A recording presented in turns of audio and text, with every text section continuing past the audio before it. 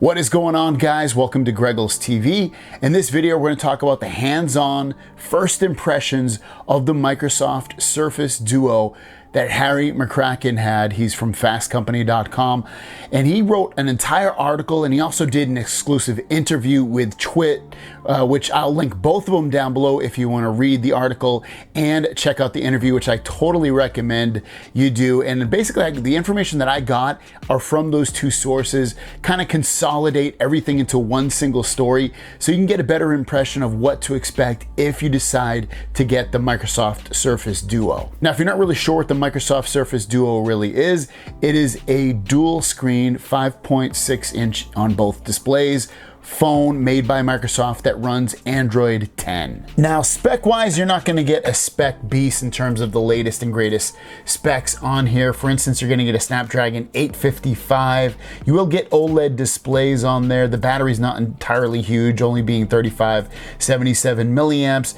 Fast charging is only rated at 18 watts. The camera, it's only a single 11 megapixel shooter. There's no wireless charging, there's no NFC, there's no SD card expansion storage. There is 128 or 256 gigabytes of UFS 3.0 internal storage.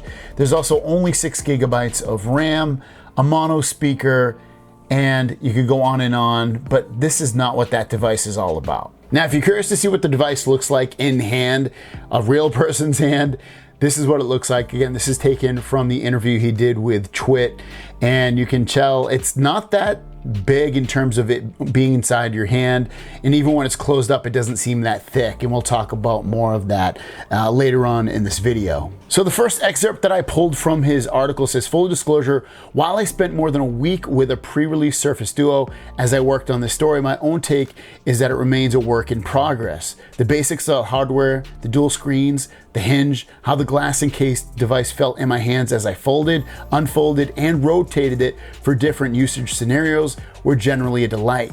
The not yet final software, however, was awash in bugs. And the Surface Duo having a ton of bugs is kind of not that surprising, but it is surprising at the same time. It is a first generation device. It is a new product category, especially for Microsoft, making an Android phone with dual displays.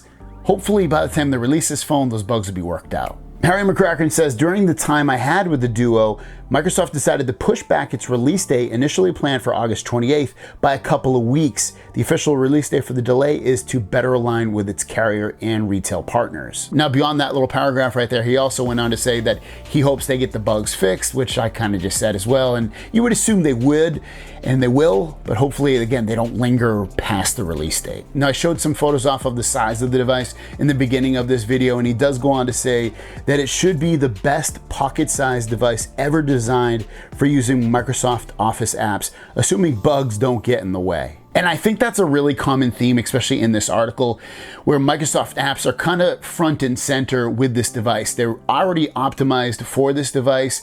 Some of the other apps aren't, like Gmail and other apps as well. And it's going to be, do they want you to really buy into that ecosystem of Microsoft when you're basically all Google, all Android?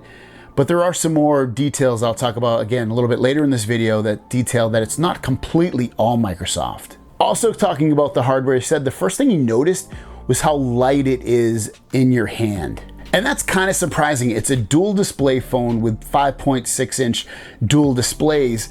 This Galaxy S20 Ultra weighs about 6.84 ounces.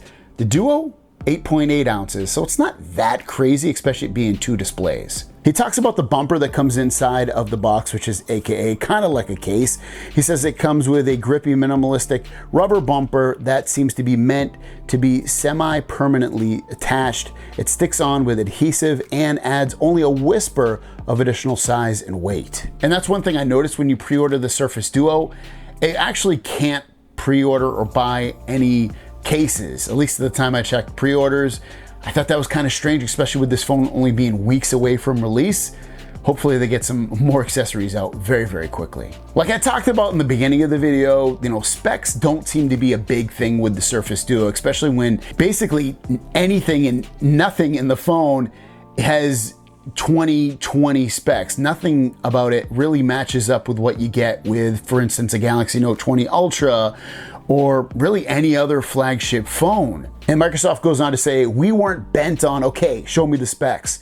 That's not the point. I want to know what people are going to do on the product and can we make it great for them? And that's one of the major things that I learned about this device, and even figured out after watching Microsoft's 35-minute unveiling of this device. It was kind of like, you know, even when I first heard about it, and it was a device I wanted, and then I heard about it, like when they did the pre-order and all that, and I still pre-ordered it even the day you could. But I was kind of like, it's kind of weird. It doesn't seem like the right product. Like there's stuff missing from it. It doesn't have the latest specs. It doesn't do this. It doesn't have that. And then I watched that 35-minute video and it just clicked. And Microsoft has made a good point about that. It's the software and it's the experience of this device.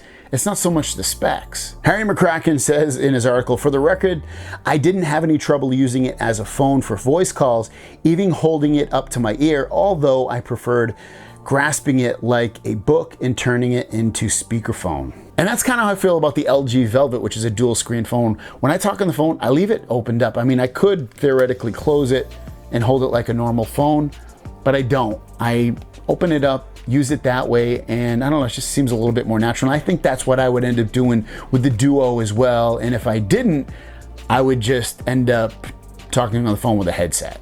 This next bit is actually fairly interesting and kind of surprising in a little bit, and that is that Google Assistant, not Microsoft's Cortana, is the onboard voice assistant. The goal, says Panay, was to deliver the Microsoft you love and the Android you know. Now, obviously with any Android device, you can always change your voice assistant. That wouldn't be the bad thing, because you could always change it, but it's cool that right out of the box that it's Google Assistant. That's the one I use. That's what all my smart products are hooked up to, and I'm glad they did that. Some information that I got from him based off the video that he did with Twit is that he said 2 apps on a smartphone at the same time is really nice. Obviously that would seem nice because they're going to be full displayed out apps. They're not going to be tiny little cut in half ones that you would normally get with a smartphone. He says the app is great for research, writing, and Word. Microsoft apps show up very large. So obviously, like I said, it is optimized more for Microsoft apps, but they are working with developers, and some apps are already optimized, such as Kindle, Instagram, and Facebook. Also, another major thing is he says that he feels like it's not going to be great as a photography phone. One camera, fine for video calls, but the true 11 megapixel camera is not as natural as a normal smartphone, and it is difficult to shoot very quickly. Another thing I wanted to add is that he does say that single speaker does sound tinny. So if you're worried about that, which is one of the things I was worried about, that is kind of a turn off, and I don't think there's any way they can fix that with software. And that's an interesting point, because if it's difficult to get the phone out or to get the camera app started or to get into an orientation where you can take a photo quickly, that's going to be a problem for somebody. And I don't think this device, like most people probably know, it's not this Surface Duo is not a device that's made for every single person that wants a smartphone. It's really for a business person. It's for somebody that wants to be productive with dual displays, and I don't know, it's just for somebody that seems like they need to get things done and not so much only entertainment wise or only media. After all that's been said and done, let me know what you guys think about the Microsoft Surface Duo. I definitely recommend watching the 35-minute video if you haven't already. Read the article from Harry McCracken on Fast Company's website. Watch the interview that he did with Twit. And Microsoft Surface Duo also has their own channel where they're putting out many videos about this device. It's just very interesting. And just keep your mind open. I think that's the biggest thing. And when this device does come out, I will have more videos for you to let you know what I personally think about it as well. Thanks for watching. See you down the road.